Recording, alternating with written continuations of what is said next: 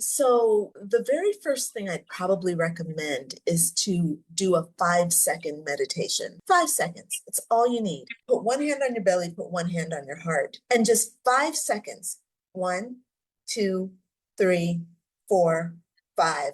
Boom, done. Okay, that's the starting point. Everybody can feel something when they do that, just for that 5 seconds. That's a great way to start.